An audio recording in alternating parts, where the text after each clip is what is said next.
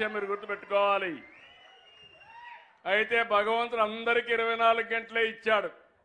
ఆరోగ్యంగా ఉంటే ఇంకో కొన్ని సంవత్సరాలు బతుకుతాం. బాగా చెడు అలవాట్లుంటే, చెడు ఆలోచనలుంటే తొందరగానే పోతాం. అవునా కాదా అని మిమ్మల్ని అడుగుతున్నా. అందుకే ఈరోజు మీరు చూస్తే 3,890 కోట్ల రూపాయలతో హంద్రీ నీవా కాలువల విస్తరణ, కాలువల లైనింగ్ ఇవన్నీ మొదలుపెట్టాం. నేను ఒక టార్గెట్ పెట్టాను. ఈ నెల 15కు జీడిపల్లికి నీళ్లు రావాలి. అక్కడి నుంచి పిఏబిఆర్ గాని అక్కడి నుంచి మిగిలిన ప్రాజెక్ట్స్ అన్ని పూర్తి చేసి కింది వరకు నీళ్లు తీసుకెళ్ళాలి.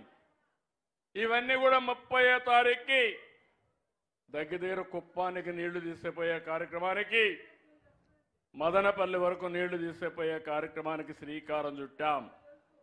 ఈరోజు మీరు ఇంకొక పక్కన చూస్తే ఇక్కడ ఉండే నీళ్లు సముద్రంలోకి పోయే నీళ్లు.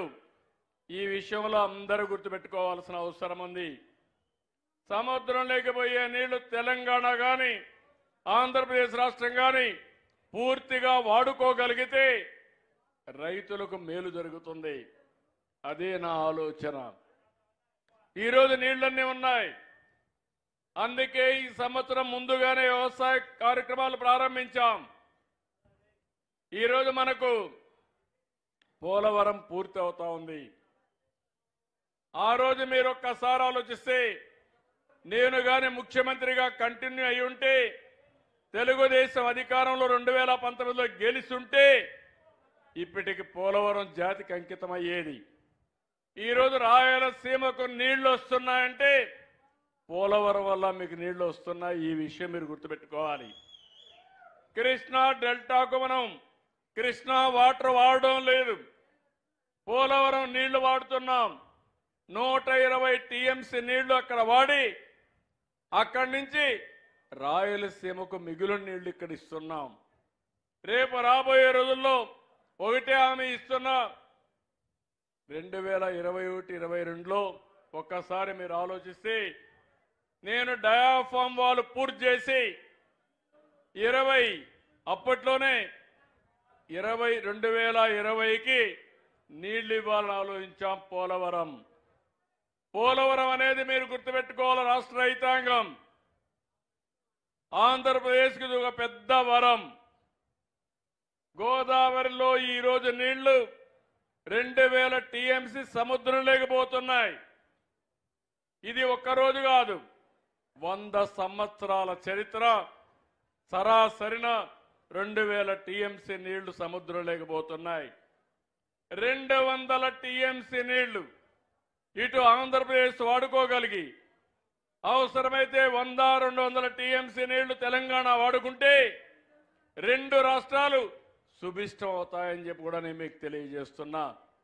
నేను ఇక్కడ వాడేది వరద జలాలు, సముద్రంలోకి పోయే నీళ్లు, ఎవరు వాడని నీళ్లు మనం వాడుకునే అవకాశం ఉంటుంది. పైన తెలంగాణ ఉంది, వాళ్ళు కూడా వాడుకుంటే ఎవరికి నష్టం లేదు. ఇది అందరికీ మంచిదని చెప్పి కూడా నేను మీ అందరికీ తెలియజేస్తున్నా. నేను అందుకే పదే ఈ విషయం మీ అందరికీ గుర్తు చేస్తున్నాను. రెండోది రాయలసీమ. ఏం చేయాలనో నా దగ్గర బ్లూ ప్రింట్ ఉంది. రాయలసీమను ఒకటే గుర్తుపెట్టుకోండి. ఒకప్పుడు రాయలసీమ, ఇప్పుడు రాయలసీమ కాదు. ఇక్కడ చూస్తే రోడ్లు ఒక్కసారి మీరు చూస్తే నెంబర్ 1 రోడ్లు, దేశంలో ఎక్కడా లేని విధంగా రోడ్డు వ్యవస్థ ఇక్కడ ఉంది. అవునా కాదా అని మిమ్మల్ని అడుగుతున్నా. అన్ని రోడ్లు బ్రహ్మాండమైన రోడ్లు వస్తాయి. నేషనల్ హైవేస్ బాగా ఉంటాయి, స్టేట్ హైవేస్ కూడా బాగా వేస్తాం. ఈ తర్వాత ఇరిగేషన్ అన్ని పూర్తి చేస్తాం. రాయలసీమలో హార్టికల్చర్ హబ్గా తయారవుతుంది. మీరందరూ కూడా గుర్తుపెట్టుకోవాలి, ప్రపంచంలో ఆహారపు అలవాట్లు మారుతున్నాయి. ఒకప్పుడు అందరూ వరి ధాన్యమే తినేవాళ్ళం.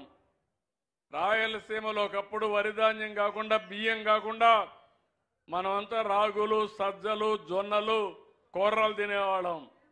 కానీ ఎన్టీ రామారావు గారు వచ్చిన తర్వాత ₹2 పెట్టిన తర్వాత అందరికీ బియ్యం అలవాటైపోయింది. ఇప్పుడు డబల్ పాలిష్ చేసుకునే పరిస్థితికి తెల్లగా ఉండాలి. తెల్లగా ఉండే భోజనం స్టేటస్ సింబల్ అయిపోయింది. కానీ మనం తినేది కార్బోహైడ్రేట్స్. దీనివల్ల అందరూ షుగర్ పేషెంట్లు అయిపోతున్నారు. చిన్న వయసులోనే డయాబెటిక్స్ వచ్చేసే పరిస్థితి వస్తూ ఉంది. దానిపైన టెన్షన్ హైపర్ టెన్షన్ వస్తుంది. అన్ని ప్రాబ్లమ్స్ వస్తున్నాయి. ఇప్పుడు మళ్ళీ ప్రపంచమంతా కూడా మిల్లెట్స్కి వెళ్ళిపోతున్నారు. రాగులు, సజ్జలు, జొన్నలు, పప్పు ధాన్యాలు వీటికన్నిటికి వెళ్ళిపోయే పరిస్థితికి వచ్చారు. ఒకప్పుడు ఇంత డిమాండ్ లేదు కాయగూరలకి, పళ్ళకి ఇంత డిమాండ్ లేదు.